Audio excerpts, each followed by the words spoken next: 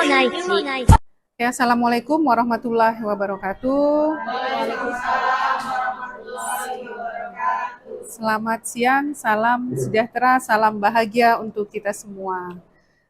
Kami dari CGP Angkatan 7 Kota Medan, saya Hervina, kemudian ada Ibu Lia, ada Ibu Irma, dan ada Pak Yulipan. Kami di sini akan melakukan aksi nyata untuk modul 14 budaya positif. Ada 4 materi yang akan kami sampaikan, yaitu yang pertama ada 5 posisi kontrol yang akan dibawakan oleh saya. Kemudian ada nilai kebajikan universal, itu dibawakan oleh Ibu Lia Andalusia. Dan mengenai keyakinan kelas, itu akan dibawakan oleh Ibu Irmayanti. Dan yang terakhir, mengenai segitiga restitusi akan disampaikan oleh Bapak Yulipan S. Sabah. Baik, yang pertama kita langsung akan masuk ke materi 5 posisi kontrol. Dalam pendidikan, ada perubahan paradigma. Di sini ada kasus ya, kegiatan kepalan tangan. Ada A dan B, Anda dan teman Anda. Sobeklah secari kertas kecil, kemudian tuliskan benda atau sesuatu yang sangat berharga untuk Anda. Letakkan di salah satu tangan Anda dan genggamlah benda tersebut dengan segala daya. Buatlah sebuah kepalan, kemudian teman Anda B akan mencoba dengan sekuat tenaga dengan berbagai cara untuk meminta Anda memberikan benda tersebut. B bisa membujuk, bisa mengancam, menghardik, merayu, menyuap, atau apa saja yang bisa dilakukan agar Anda mau membuka kepalan tangan Anda. Nah, kira-kira kalau hal seperti ini terjadi, Bu Suci, bisa nggak Ibu? Apa yang akan Ibu lakukan?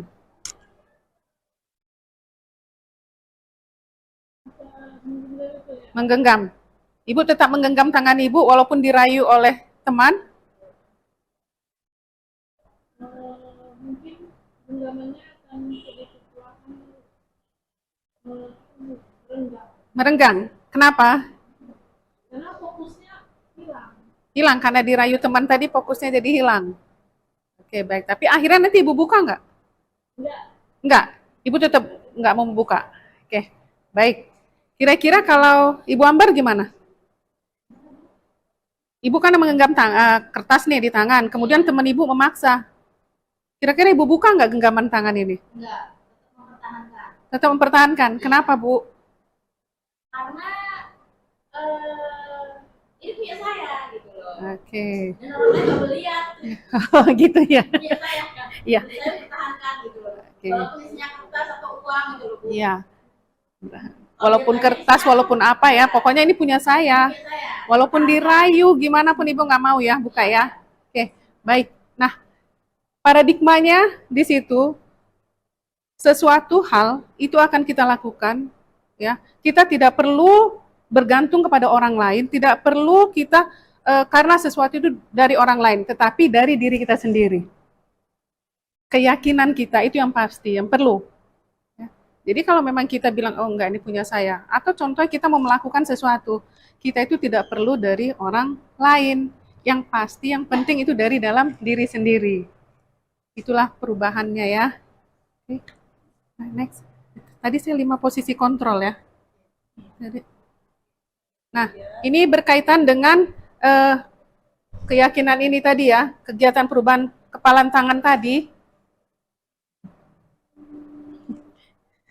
Nanti di-cut ya. Jadi dalam menentukan sesuatu, ya, kita menerapkan ada 5 posisi kontrol. Kita sebagai guru, ya, gitu.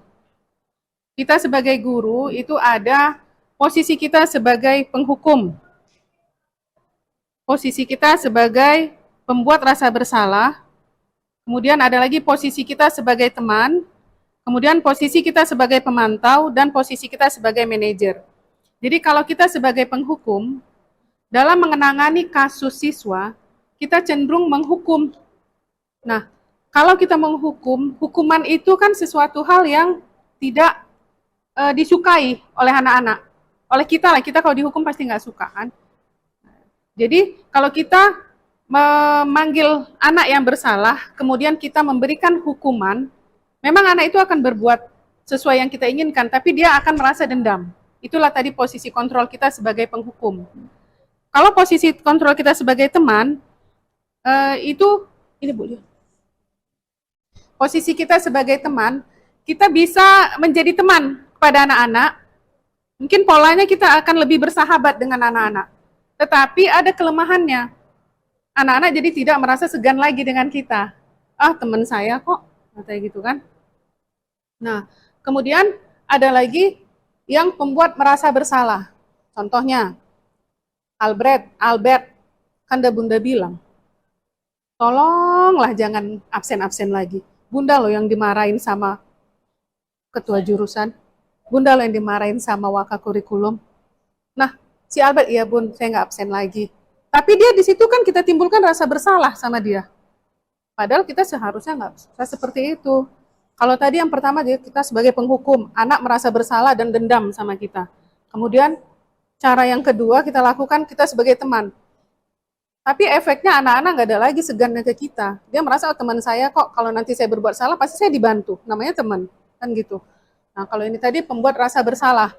Rasa bersalah yaitu dia mau mengikuti kita, tapi dia merasa ada salah. Oh ya, saya merasa bersalah. Saya berbuat sesuatu biar Bunda nggak disalahin, biar guru saya nggak kena marah. Nah seperti itu.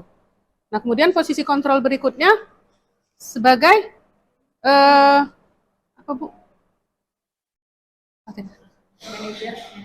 Sebelum itu.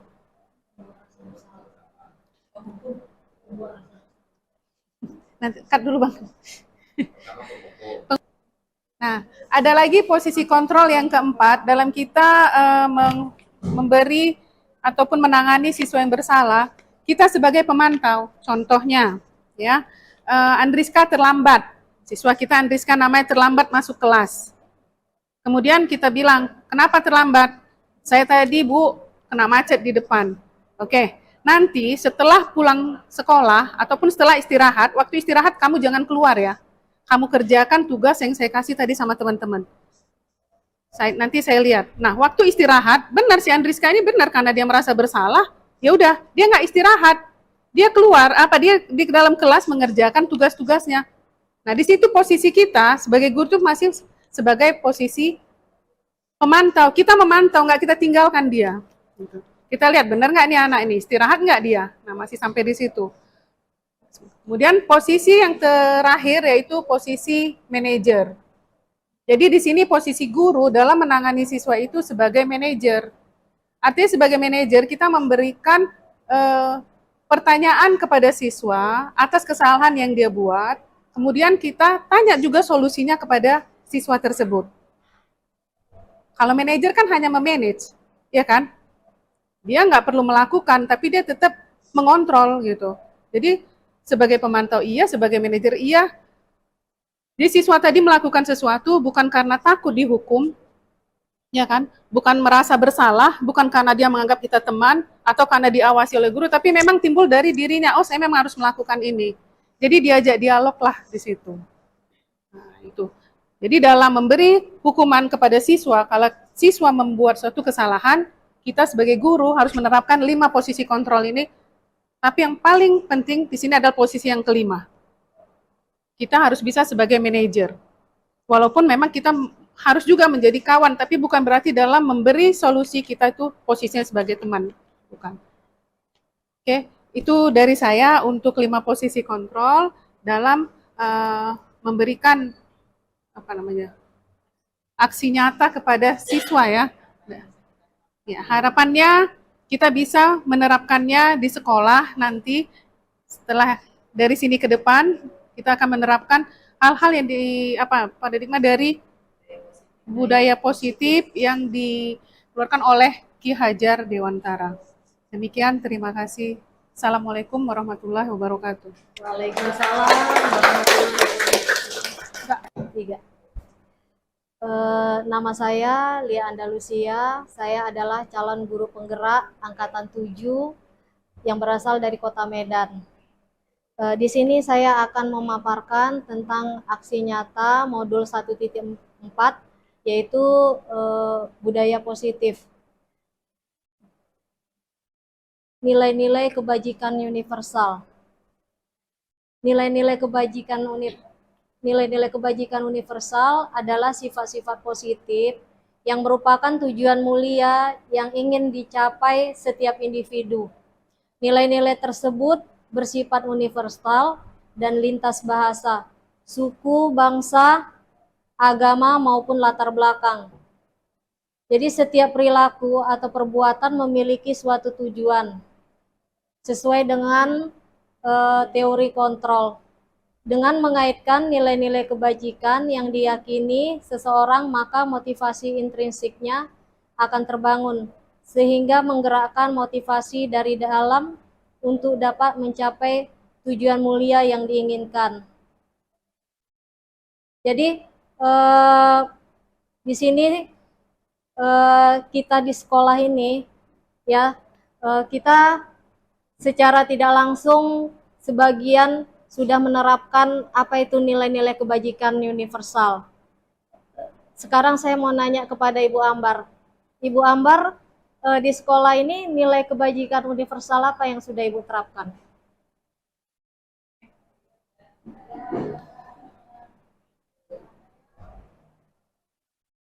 Kreatif, Bu. Kreatif. Bagaimana caranya Ibu menerapkannya kepada siswa? Menerapkannya kepada siswa yaitu supaya dia bisa, saya kan bidang studinya prakarya, Bu ya, jadi bagaimana cara dia bisa mengembangkan, misalnya contohnya membuat desain. Nah, bagaimana sih anak itu bisa berkreatif untuk membuat karya-karya yang inovatif gitu. Seperti itu. Oh, berarti Ibu nilai kebajikannya itu langsung dipraktekkan ya Bu ya? Maksud saya Bu, nilai kebajikan universal Ibu itu belum, maksudnya bukan dari dalam dirinya sendiri dulu ya, tapi langsung penerapannya dalam mempraktekkannya ya Bu ya? Iya. Jadi Bu, nilai-nilai kebajikan yang ingin dicapai ini adalah oleh setiap anak Indonesia ya. Kita kenal dengan profil pelajar Pancasila. Yang pertama, kalau kita sudah beriman, bertakwa kepada Tuhan Yang Maha Esa dan berakhlak mulia, secara tidak langsung kita itu udah menerapkan kebajikan universal, Bu. Jadi kalau orang-orang yang biasanya sudah beriman ya, berakhlak mulia, otomatis dia mempunyai nilai kebajikan yang lebih positif. Jadi penerapannya di sekolah itu lebih baik gitu. Berikutnya adalah mandiri ya.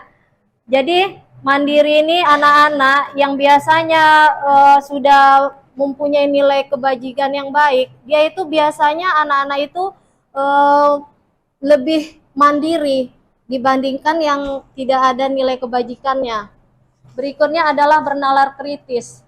Jadi anak-anak yang mempunyai nilai kebajikan yang baik itu akan bernalar kritis, di mana dia istilahnya mempunyai nalar yang sudah tahulah apa tindakan yang akan dilakukannya, misalnya dalam hal pembelajaran ataupun dalam hal disiplin. Biasanya anak-anak yang mempunyai nilai kebajikan yang positif itu biasanya dia lebih disiplin ya Bu ya, lebih disiplin. Setelah itu di dalam kelas, dalam proses belajar, dia itu lebih aktif dalam pembelajaran. Biasanya dia itu lebih hormat kepada gurunya, dan pelajaran yang dipelajarinya itu biasanya dia mengikuti, maksudnya materi pelajaran itu diselesaikannya dengan baik. Iya, bertanggung jawab. Berikutnya adalah berkebinekaan global. Ya, biasanya yang berkebinekaan global itu adalah anak-anak ini mempunyai walaupun dia di dalam lingkungan sekolah itu kan mungkin tidak misalnya agamanya tidak sama, ya kan? Mempunyai agama yang berbeda di dalam satu sekolah itu, tapi dia ini adanya toleransi dalam hal agama maupun dalam hal suku, ya. Jadi dia saling menghargai antara sesama teman, maupun dia menghargai antara guru juga, saling menghormati walaupun gurunya yang tidak masuk di kelasnya, tapi dia tetap menghormati guru tersebut. Berikutnya adalah bergotong royong. Biasanya anak-anak yang sudah mempunyai kebajikan universal ini yang sesuai dengan profil pelajar Pancasila, dia semangat gotong royongnya lebih tinggi. Misalnya dia tidak perlu lagi apabila misalnya untuk kebersihan kelas, setiap hari piket di kelas itu tidak perlu lagi disuruh oleh gurunya. Dia adanya kesadaran diri sendiri untuk melakukan kebersihan gitu. Ya, lebih respect, lebih responnya lebih baik kan. Berikutnya adalah kreatif, seperti yang Ibu bilang tadi ya, lebih kreatif, yaitu dia itu mengerjakan tugasnya tanpa harus diperintah oleh gurunya. Jadi dia membuat pekerjaan sekolahnya itu dapat menyelesaikannya itu biasanya dengan tepat waktu. Kalau saya mau nanya kepada Bu Okta, nilai kebajikan universal apa yang sudah Ibu lakukan di sekolah? Yang bergotong royong.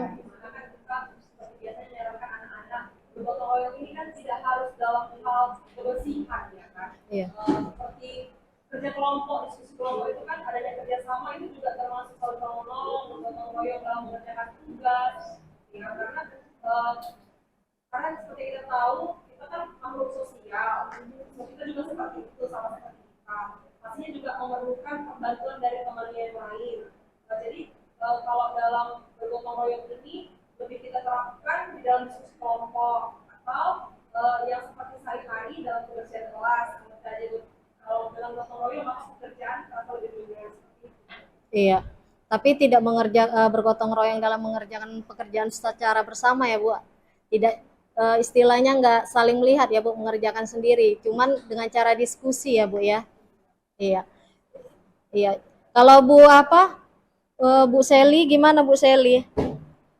Saya sih semuanya sudah ya Bu, tapi lebih ini ke nomor 6, kreatif.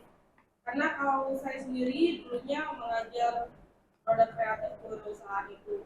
Nah, sesuaikan juga dengan jurusan anak-anak, kita membuat eco-print, membuat skeleton dan yang lain sebagainya. Bahkan anak-anak itu mencapai di luar dari ekspektasi yang saya harapkan. Kita cuma ngajarin anak untuk membuat dua teknik, tapi mereka bisa mengembangkannya lebih bagus lagi. Saya pengalaman saya kemarin itu, saya suruh mereka menggunakan daun-daunan untuk pemberian warna pada kain. Tetapi mereka ternyata menggunakan kreativitas mereka itu untuk menambahkan yang lainnya. Ya, mereka menggunakan kunyit untuk menambahkan warna pada kain yang harusnya menjadi produk eco-friendly. Jadi saya nggak pernah menyarankan pakai kunyit, tapi mereka sudah laksanakannya sebelum saya sudah. Nah, itu mereka mengembangkan kreativitasnya luar biasa menurut saya. Jadi dari materi yang saya kasih seadanya, tapi mereka bisa mengembangkannya lebih bagus lagi, lebih keren. Gitu. Itu kalau saya ya Bu. Iya. Berarti anak Ibu udah ini ya Bu ya, selain kreatif dia sudah bernalar ya Bu. Maksudnya sudah berinovasi menjadi lebih, istilahnya lebih, daya imajinasinya itu lebih tinggi ya Bu ya, sehingga dia bisa berkreasi lebih baik ya Bu ya. Ya. Jadi selain itu ya. Jadi kebajikan universal ini sangat erat kaitannya dengan teori motivasi perilaku manusia. Yang pertama adalah untuk menghindari ketidaknyamanan atau hukuman. apa yang akan terjadi apabila saya tidak melakukannya. Itu adalah motivasi eksternal, ya. Jadi seperti yang anak Bu Seli itu udah istilahnya imajinasinya sudah tinggi ya. Jadi kemampuannya di dalam teori pembelajaran itu sudah dikembangkan secara eksternal ya. Berikutnya adalah untuk mendapatkan imbalan dari orang lain, institusi apa yang akan didapatkan apabila melakukannya. Untuk menghargai diri sendiri akan menjadi orang yang seperti apabila melakukannya. Jadi kebajikan universal ini nilai-nilai kebajikan universal ini meliputi keadilan ya. Keadilan, jadi di mana guru harus bersifat adil terhadap siswanya. Walaupun siswanya istilahnya ada yang seperti anak Bu Seli siswanya lebih kreatif, ada siswanya yang kurang, kita harus bersifat adil. Jadi kita harus bisa mengarahkan siswa yang kurang mampu itu untuk menjadi lebih baik, lebih kreatif, lebih mandiri. Berikutnya adalah tanggung jawab ya. Tanggung jawab, kejujuran ya. Bersyukur, lurus hati, berprinsip, integritas, kasih sayang, rajin, komitmen, percaya diri, kesabaran dan lain-lain. Jadi mungkin ini aja yang bisa saya sampaikan tentang kebajikan universal. Semoga kebajikan universal ini bisa kita terapkan di lingkungan sekolah kita dan menghasilkan budaya yang positif bagi anak-anak kita maupun bagi teman-teman sejawat dan bagi lingkungan di sekitar sekolah kita. Mungkin ini aja. Terima kasih.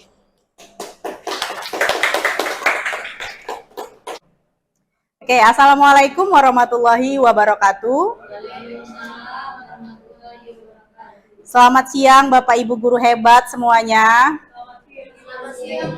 Iya, saya ada yel-yel ya. Kalau menurut saya sih ini bukan untuk guru atau calon guru penggerak aja, tapi untuk semua guru di Indonesia, karena semua guru di Indonesia itu bergerak. Ya, jadi ketika saya bilang guru bergerak, maka kawan-kawan jawab Indonesia maju. Oke? Kita mulai ya. Guru bergerak, Indonesia maju. Oke, saya pikir ini udah semangat ya untuk memulai pembukaan materi keyakinan kelas kita. Nah, yang saya lihat selama ini kebanyakan kelas-kelas atau wali kelasnya tidak memberikan semacam kesepakatan kelas. Ya, atau keyakinan kelas ini. Nah, apa itu keyakinan kelas? Kalau menurut saya sendiri, keyakinan kelas ini yang kita anggap, suatu keyakinan yang kita anggap benar, yang harus kita terapkan dan kita jalankan. Dan yang kita sepakati bersama dengan murid di dalam kelas. Nah, saya pikir untuk menerapkan keyakinan kelas ini, ke depannya, saya pribadi sebenarnya sudah mulai membuat kesepakatan ini dengan kelas saya. Ya, tentang keyakinan kelas ini. Nah, harapannya ke depannya kita se-SMK Negeri 7 Medan membuat keyakinan kelas ini di dalam kelas masing-masing dan harapannya denah semacam keyakinan kelas ini menjadi salah satu penilaian pada kegiatan 17 Agustus ya, kebersihan ya. Nah, apa saja nilai keyakinan atau keyakinan kelas yang kita sepakati? Misal apa kira-kira gitu ya yang kita anggap benar. Nah, kalau saya di sini ada budaya 5S. Senyum, sapa, salam, sopan, dan santun gitu. Pasti semuanya sepakat gitu ya kan. Masa sih lewat nggak teguran ya kan, ada gurunya di depan nggak disalami kalau mau pulang misalkan, atau kalau mau masuk nggak disalami, pasti semua sepakat. Nah, ini yang menjadi keyakinan. Jadi ini sebenarnya materi kami ini berkaitan satu sama lain. Dari tadi posisi kontrol, selanjutnya nilai-nilai kebajikan universal. Di sini saya keyakinan kelas, dan yang terakhir nanti akan menyimpulkan gitu ya, membuat klimaks lah dari materi tentang budaya positif ini. Nah, selanjutnya apa yang saya sepakati dengan siswa-siswa? yaitu budaya 5R. Ringkas, rapi, resik, rawat, dan rajin, ya kan? Jadi ketika dia nggak piket, oh ya kamu udah melanggar keyakinan yang mana, nak? Enak kita menjalankan segitiga restitusi itu tadi, ya kan? Enak kita menjalankan posisi kontrol manager itu tadi. Kamu melanggar nilai keyakinan yang mana, nak? Ya kan, menanyakan keyakinan. Jadi nanti dijelaskan oleh Pak Yulipan lebih detailnya tentang segitiga restitusi yang harapannya bisa kita terapkan ke siswa. Karena memang posisi kontrol yang paling tepat untuk kita terapkan ke siswa agar membentuk siswa itu mandiri dan bertanggung jawab adalah posisi control manager. Yang terakhir, bukan penghukum, bukan juga pemantau, bukan juga teman, seperti itu ya. Itu yang terakhir tadi. Nah, kita lanjut ke keyakinan kelas. Nah, selanjutnya apa? Oh ya, ini anakku agar tidak terlambat, oh kita buat keyakinan kelas, hadir tepat waktu. Nah, selanjutnya apa lagi? Oh ya, saling menghargai dan menghormati. Saya ada simbol no stop bullying, ya kan? Jadi anak-anak kita ini kan kita udah berikan selalu di aula seminar atau perundungan ya, program perundungan itu. Jadi kan memang dia sejalan dengan keyakinan kelas yang telah kita buat gitu ya. Nah, selanjutnya kebetulan nih ya, saya kan di MPLB. Jadi di MPLB itu ada program wajib bahasa Inggris pada hari Rabu. Tapi sebenarnya bukan full bahasa Inggris gitu loh, ya kan? Separuh-separuh, setengah-setengah. Bahkan saya guru juga harus ikutan dan harus belajar. Gitu ya. Jadi tergantung karakteristik siswa di jurusan masing-masing ya Bapak Ibu ketika kita ingin membuat keyakinan kelas gitu ya. Nah, selanjutnya program literasi 10 menit sebelum pembelajaran, ya kan, agar anak kita ini mencintai literasi, mencintai buku gitu ya, agar bertambah wawasannya. Jadi keyakinan-keyakinan kelas ini sebenarnya bisa kita buat sesuai dengan apa yang kira-kira dibutuhkan anak ini, tapi harus sejalan dengan nilai-nilai kebajikan universal tadi. Jangan di luar dari itu. Nah, itulah keyakinan kelas. Jadi kedepannya harapannya di sekolah kita SMK Negeri 7 Medan ini memang menerapkan atau kita sepakati tentang keyakinan kelas ini tadi. Seperti itu ya Bapak Ibu. Barangkali Bapak Ibu sebenarnya udah membuat keyakinan kelas ini hanya saja ya kan, tidak tertulis gitu ya. Tidak tertulis. Ya pastilah kita sebagai guru anak itu ya kamu harus menghargai nak. Kamu harus menghormati, harus menjaga lingkungan. Disapalah gurunya kalau lewat, ditegurlah guru, pasti udah. Hanya saja tidak kita sepakati di kelas keyakinan kelas ini. Nah, jadi kedepannya kami akan berkomunikasi dengan Wakasek Kesiswaan, Wakasek Kurikulum persoalan ini agar ini memang ada di kelas-kelas masing-masing keyakinan kelas ini. Itu. Barangkali ada pertanyaan Bapak Ibu? Iya, saya pikir itu aja dari saya, singkat, padat, tepat kalau menurut saya sih ya. Memang kalau materi ini tidak panjang gitu ya. Terima kasih, saya Irma Yanti, calon guru penggerak angkatan 7 SMK Negeri 7 Medan. Assalamualaikum warahmatullahi wabarakatuh. Waalaikumsalam warahmatullahi wabarakatuh. Baik, terima kasih Bapak Ibu guru hebat. Izinkan saya memaparkan konsep yang terakhir dalam menerapkan budaya positif di lingkungan sekolah kita. Baik, di sini modul yang akan saya paparkan adalah tentang segitiga restitusi, ya. Nah, apa itu segitiga restitusi? Itu adalah suatu ciri-ciri tentang suatu teknik yang berisikan tentang kita mengajak siswa untuk tidak menebus kesalahan, tetapi belajar dari kesalahan. Kemudian restitusi ini juga itu dia bukan paksaan, tapi dia adalah berupa tawaran.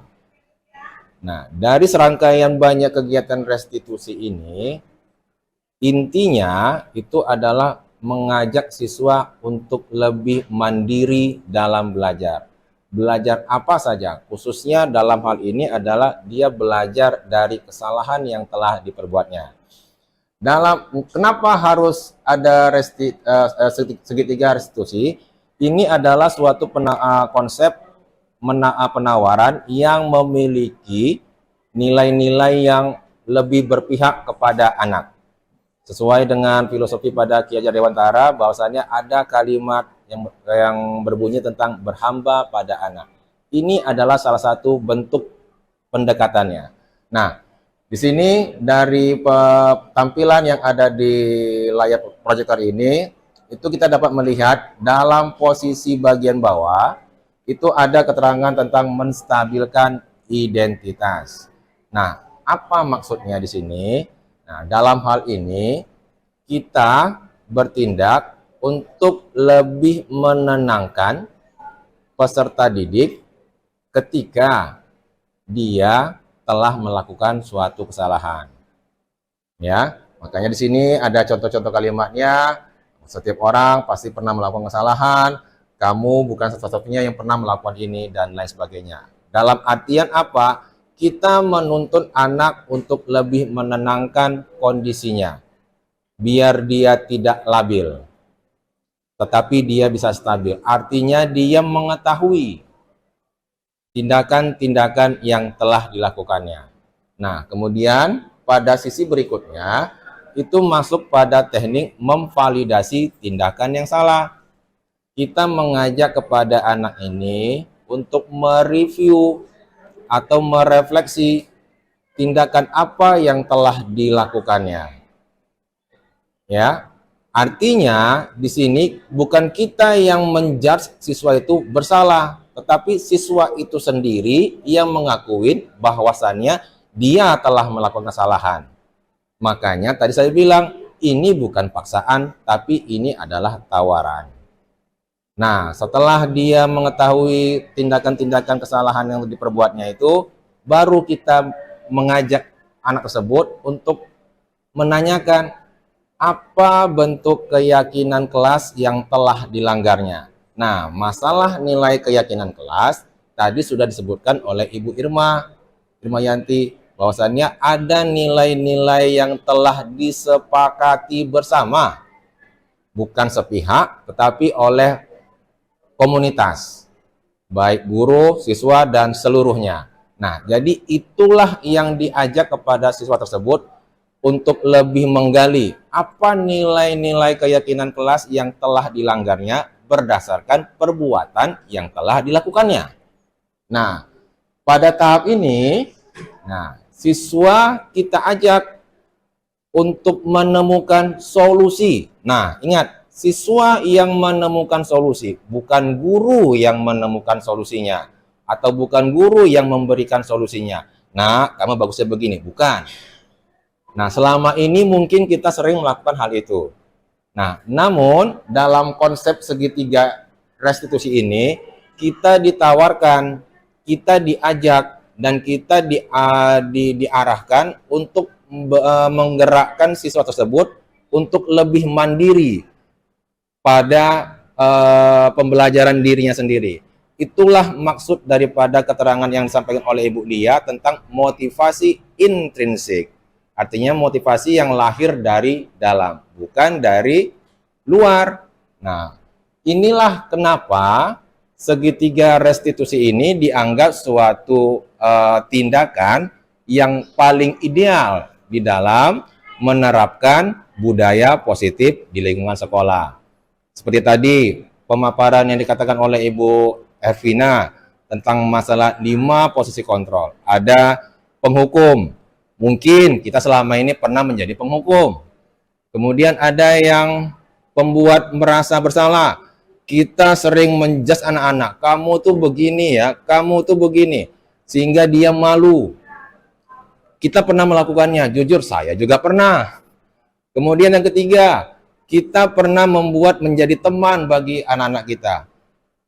Tetapi apa dampak buruk dari kita membuat menjadi teman? Kita hanya mengalokasikan beberapa orang, tidak seluruhnya. Nah, itulah dampak buruknya. Jadi yang tidak kita anggap sebagai teman, itu akan merasa terpinggirkan. Ketiga, pemantau.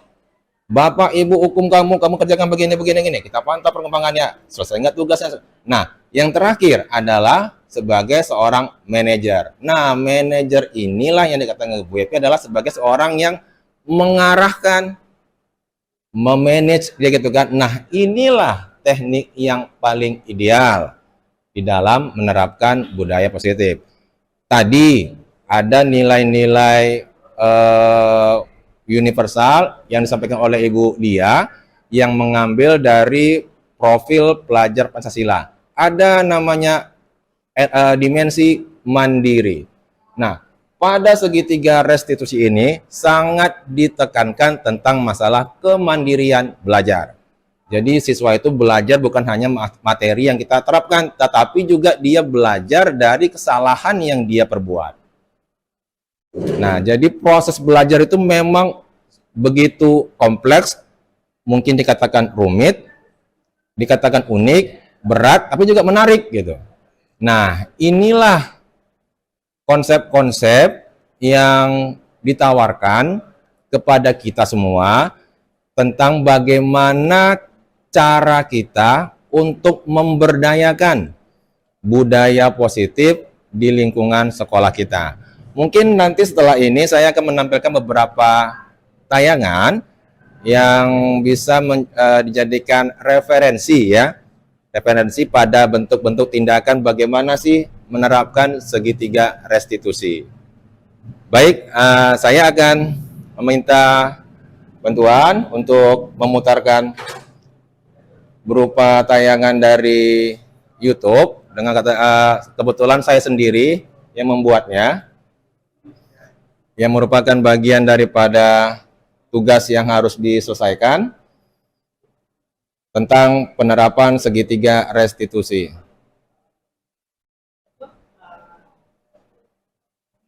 Ya, oke, silakan disaksikan.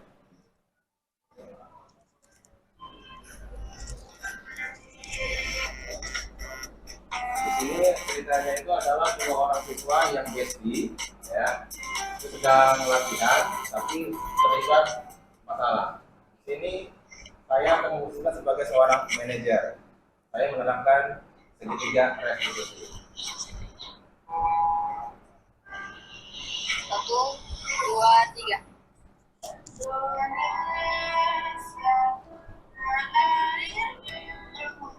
Serius tuh. 1, 2, 3. Indonesia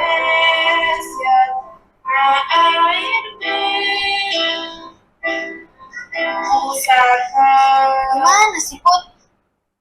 Ada satu orang anak yang Serius sedang dong. serius latihan.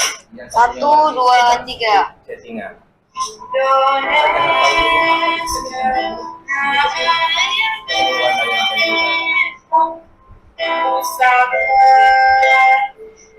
Put, Bisa berarti lagi bahas pesan penting loh. lebih penting latihan atau pesannya? Kita udah mepet loh, bentar lagi tampil loh.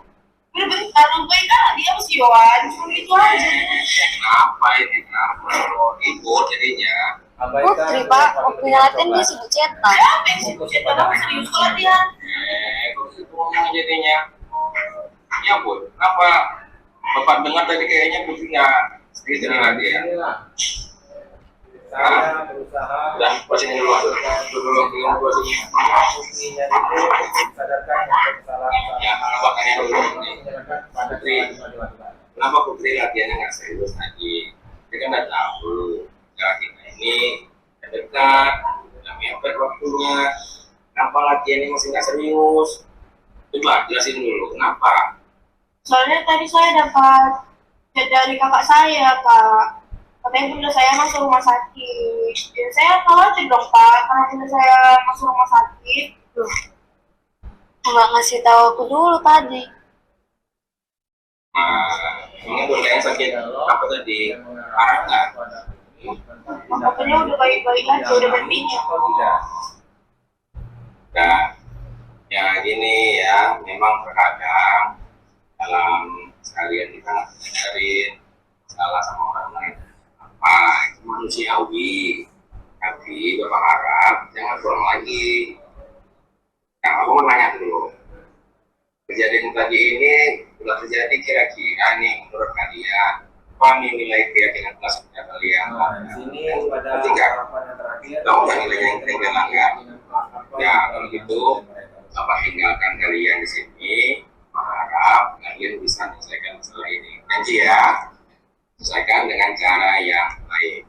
Bapak tinggal dulu karena Bapak masih ada urusan yang lain. Ya, ya Putri, ya Yohan. Iya. Gimana Put kabar bundanya?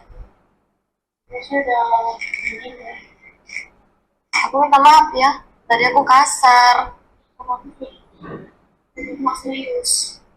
Lain kali kasih tahu aku dulu dong, biar kita bisa saling tahu, saling ngerti.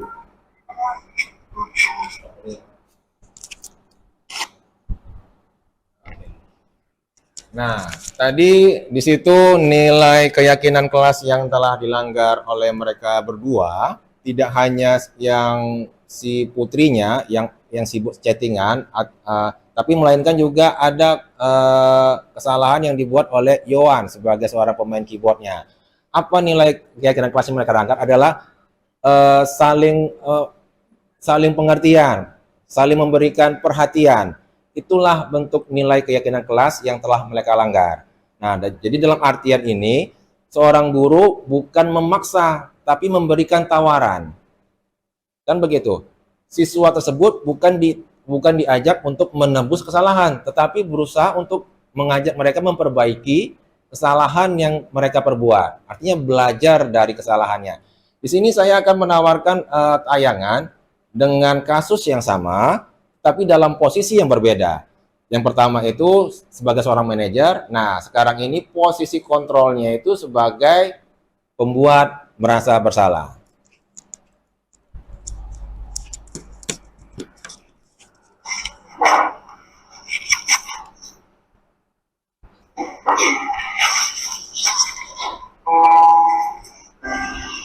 Satu, dua, tiga.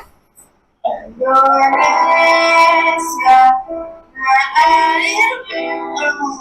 serius dong Put. Satu, dua, tiga. Indonesia,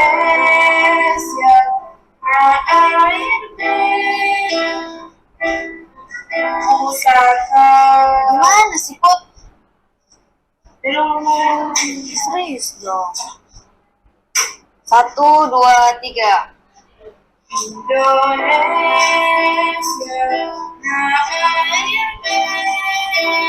Put,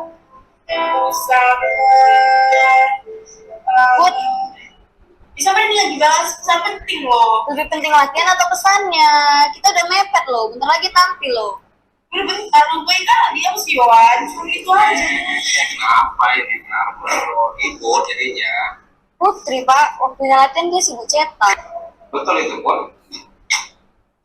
Kamu ini Put ya, udah tahu acara udah mau dekat, masih latihannya itu nggak serius. Kamu tuh mau jadi apa nantinya? Kamu nggak kasihan apa sama Yohan? Bolak-balik cari lagu, cari akordnya, latihan pianonya, kamu tinggal nyanyi, juga masih nggak serius. Nggak kasihan sama Bapak, sama acara kita. Jadi ini maunya kamu gimana nih sebenarnya? Nah gini aja, kalau nanti sempat acara ini nggak berlangsung sukses, kamu tanggung jawab ya. Pokoknya sekarang latihan serius.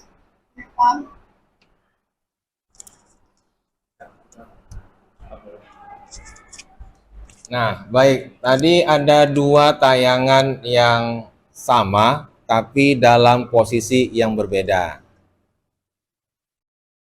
Kalau pada tayangan yang kedua, menurut rekan-rekan guru sekalian, itu tindakan guru kira-kira bagaimana ya? Artinya tindakan guru di sini, apakah dia arogan? Apakah dia, tentunya tadi posisinya ya, membuat merasa bersalah. Cuman tindakan guru yang dapat kita amati di sini, walaupun mungkin omongan agak kalem, tapi kan maknanya kan dalam gitu ya. Nah kira-kira dia itu seperti apa orangnya di situ, nampaknya? Apakah nggak peduli sama siswanya? Apakah ada seperti itu? Ingin membentuk karakter siswa kalau yang pertama kan posisi manajer. Pada posisi yang kedua, kira-kira guru tersebut kira-kira bagaimana ya? Gurunya terlihat menyalahkan siswa.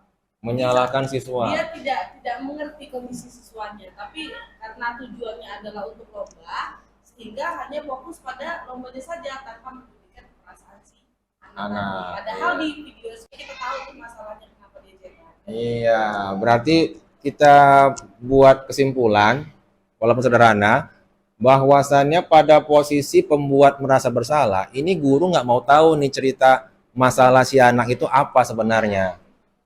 Ya kan begitu, dia langsung to the point aja. Namanya salah, dibentak, nah, langsung dia menjudge anak tersebut harus bertanggung jawab. Ini suatu planning atau rencana yang sudah disepakatin, laksanakan. Jangan ada kata terkendala gitu. Nah, itulah dalam posisi pembuat merasa bersalah. Nah, tentunya kalau ditanya pertanyaan saya kepada Ibu, kira-kira lebih ideal yang mana nih di dalam menanganin siswa bermasalah? Yang pertama ya, sebagai seorang manajer ya, dengan menerapkan teknik segitiga restitusi. Nah, di sini saya juga akan menayangkan tentang tanggapan siswa terhadap posisi tersebut. Adalah orang yang memerankan pemain keyboardnya, yaitu Deyowan. Hai, perkenalkan saya Yowan. Tanggapan saya setelah melihat video tadi adalah saya lebih menyukai cara penanganan dengan cara posisi guru sebagai manajer. Karena dalam posisi ini, siswa lebih mampu, lebih mudah menerima masukan.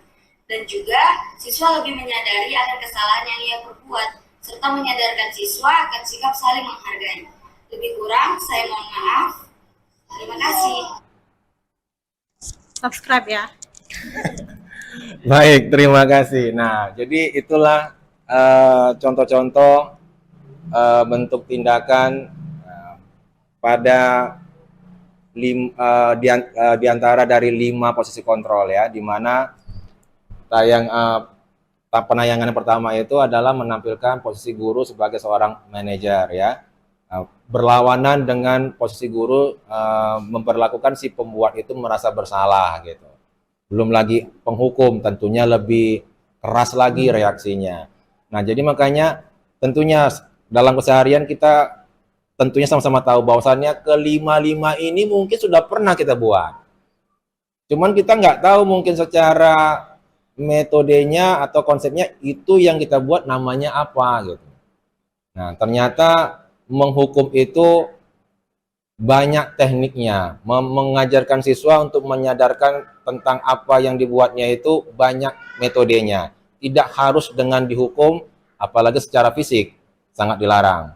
Kan begitu? Nah, inilah dia tawaran-tawaran, konsep-konsep dalam upaya kita untuk menerapkan budaya positif di lingkungan sekolah kita. Mudah-mudahan, walaupun sedikit, tapi nggak banyak, ini dapat memberikan referensi penguat kita untuk melakukan aksi-aksi berikutnya ke depannya. Mudah-mudahan kita tetap semangat dalam memberdayakan lingkungan sekolah kita ini supaya lebih memiliki budaya positif yang kuat dan menampilkan siswa yang berkarakter. Demikian pemaparan saya. Sekian dulu. Assalamualaikum warahmatullahi wabarakatuh.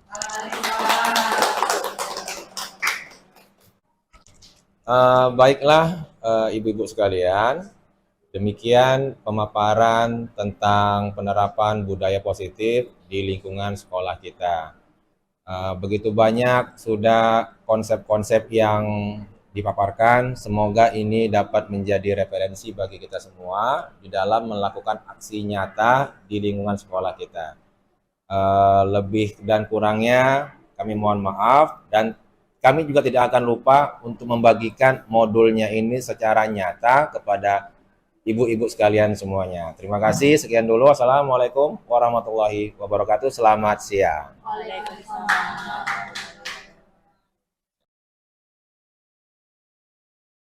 Kenalkan, nama saya Hervina, calon guru penggerak Angkatan 7 untuk Kota Medan. Fasilitator saya adalah Ibu Diah Woro dan pengajar praktik Ibu Wilda Lubis. Terima kasih. Nama saya Lianda Lucia, calon guru penggerak angkatan 7 dari Kota Medan. Fasilitator saya adalah Ibu Diah Woro Hastuti. Pengajar praktik adalah Ibu Susiana Borusi Langit. Oke, saya Irma Yanti, calon guru penggerak angkatan 7 Kota Medan. Fasilitator saya adalah Ibu Diah Woro Hastuti dan pengajar praktik saya adalah Bapak Iqbal Tawakal. Saya Yulipan Esa Aba, CGP angkatan 7, kelas 17. Fasilitatornya Pak Atman dan Ibu petiknya Bu Yeni Arinta Boru Bangun.